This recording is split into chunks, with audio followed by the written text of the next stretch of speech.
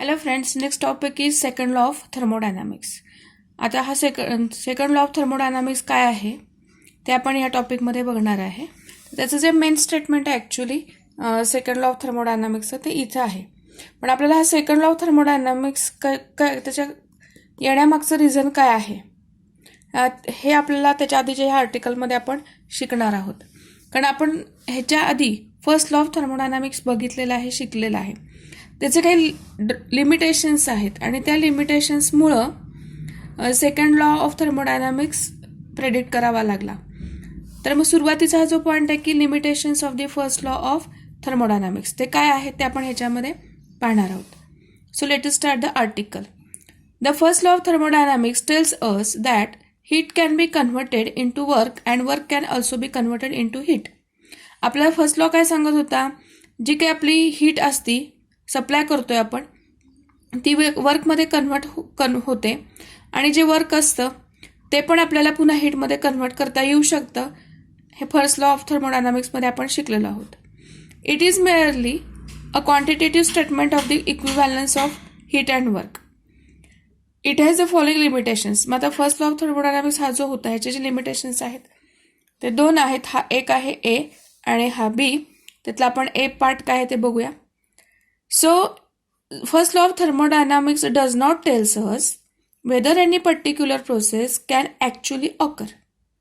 एखादी जी प्रोसेस आहे पर्टिक्युलरली ती प्रत्यक्ष होतीये का नाही होतीये हे आपला फर्स्ट लॉ ऑफ थर्मोडायनामिक्स सांगू शकत नाही. According to the first law of thermodynamics, heat may on its own flow from an object at higher temperature to one at lower temperature, and it can also on its own flow from an object at lower temperature to one at higher temperature. म्हणजेच काय की first law of thermodynamics काय सांगत होता, हीटचा flow होतो on its on, स्वतःहून होतो spontaneously. कुठून की ऑब्जेक्ट जो हायर टेम्परेचरला आहे त्या हायर टेम्परेचरच्या ऑब्जेक्टकडून लोअर टेम्परेचरच्या ऑब्जेक्टकडे हीटचा फ्लो होतो. आणि शिवाय जर का उलटी केस की आपला ऑब्जेक्ट असेल एखाद्या लोअर टेम्परेचरला त्याच्याकडून सुद्धा हायर टेम्परेचरच्या ऑब्जेक्टकडे हीटचा फ्लो ऑन इट्स ओन होतो असं first law of thermodynamics predict करतं किंवा सांगतं. We know that practically heat cannot flow from an object at lower temperature to another at higher temperature. हे आपल्याला माहिती आहे की नाही प्रॅक्टिकली की एखादा ऑब्जेक्ट लोअर टेम्परेचरला आहे आणि दुसरा ऑब्जेक्ट आहे हाय टेम्परेचरला, तर लोअर टेम्परेचरकडून हायर टेम्परेचरकडे हीट फ्लो होऊ शकत नाही प्रॅक्टिकली, हे आपल्याला माहिती आहे. So, the first law of thermodynamics does not predict this practical observation. ह्याच्यावरती हे असं का होतं, हे असं होण्यामागचं कारण काय, ह्याचं कारण फर्स्ट लॉ ऑफ थर्मोडायनामिक्स ते सांगू शकत नाही, देऊ शकत नाही किंवा त्याच्यावरून आपल्याला इंटरप्रेट पण करता येत नाही. हे झालं पहिलं लिमिटेशन फर्स्ट लॉ ऑफ थर्मोडायनामिक्सचं. सेकंड लिमिटेशन काय आहे की according to first law of thermodynamics we could convert all 100% of heat available to us into work. हे जी काय आपल्याला हीट आपण सिस्टीमला दिलेली आहे ती 100% वर्कमध्ये कन्व्हर्ट करू शकतो फर्स्ट लॉनुसार. त्याचप्रमाणे similarly all the work could be converted into heat. जे काही वर्क आहे ते पुन्हा हीटमध्ये पण कन्व्हर्ट करता येऊ शकतं. आता हे थेरॉटिकली झालं, प्रॅक्टिकली हे पॉसिबल नाही आहे हे आपल्याला माहिती आहे. So we know that again practically it is not possible. Thus, first law of thermodynamics does not prevent us from converting heat entirely into work or work entirely into heat. These limitations lead to the formulation of another law of thermodynamics called the second law of thermodynamics. ह्या लिमिटेशन्समुळे second law of थर्मोडायनामिक्सचं formulation झालेलं आहे. आणि मग हे जे काय आहे basic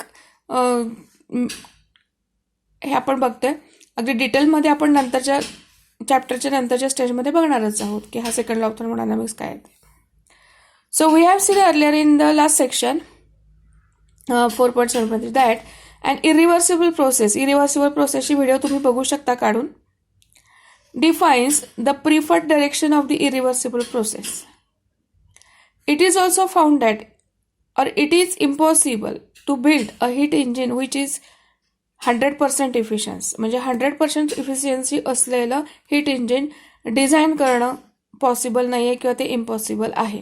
म्हणजेच काय, That is, it is not possible to build heat engine that can completely convert heat into work. जेवढी काय आपण हीट सप्लाय करतो ती कंप्लीट म्हणजे 100% वर्कमध्ये कन्व्हर्ट करता येऊ शकत नाही, किंवा कन्व्हर्ट करता येणारी 100% इफिशियन्सीचं हीट इंजिन डिझाईन करणं अवघड आहे, पॉसिबल नाही आहे.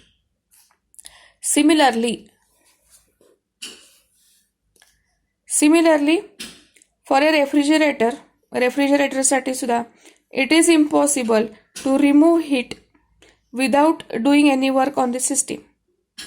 रेफ्रिजरेटरच्या बाबतीत सुद्धा आपली जी सिस्टीम आहे त्याच्यावरती कुठलंही वर्क न करता आतल्या कंपार्टमेंटमधली हीट रिमूव्ह करणं पॉसिबल नाही आहे किंवा हे इम्पॉसिबल आहे.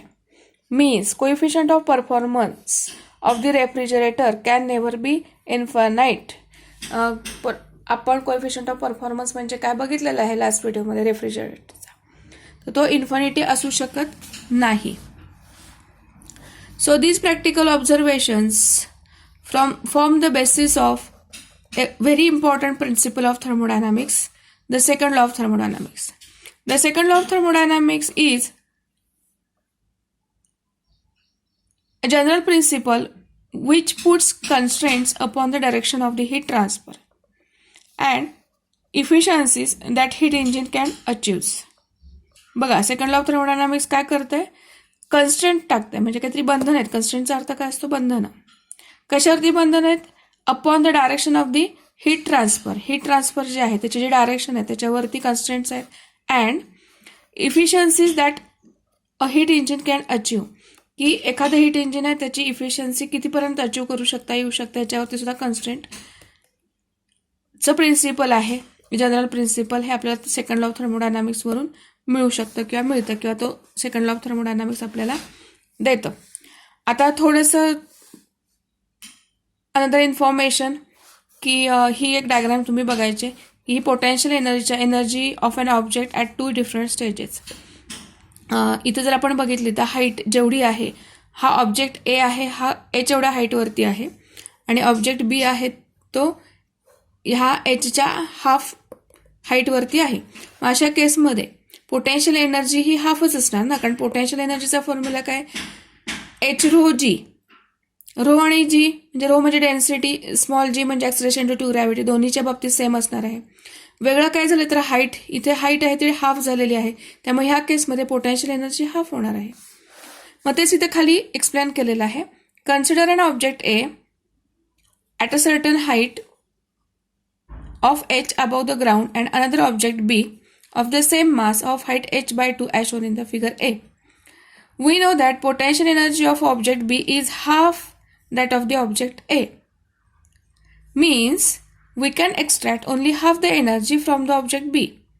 इथे जसं होते तसं similarly if the heat engine as shown in the figure B, बघा इथे हा 800 केल्विन आहे, hotter cool one 400 kelvin, QH एवढ्या अमाऊंटची हीट एक्स्ट्रॅक्ट केलेली आहे, काहीतरी वर्क झाले राहिलेली कोल्डमध्ये रिजेक्ट केलेली आहे QC. So similarly the figure B means this one, limitation on efficiency heat engine operates between the temperature 800 kelvin and 400 kelvin. That is if heat receives at 800 kelvin and rejects at 400 kelvin, its maximum efficiency can be 50%. त्याच्यापेक्षा नाही जास्त होऊ शकत. So हे झालं related to the limitations of the first law of thermodynamics. आणि मग next व्हिडिओमध्ये आपण काय बघायचं आहे, the second law of thermodynamics, त्याचं स्टेटमेंट आणि इन्फॉर्मेशन.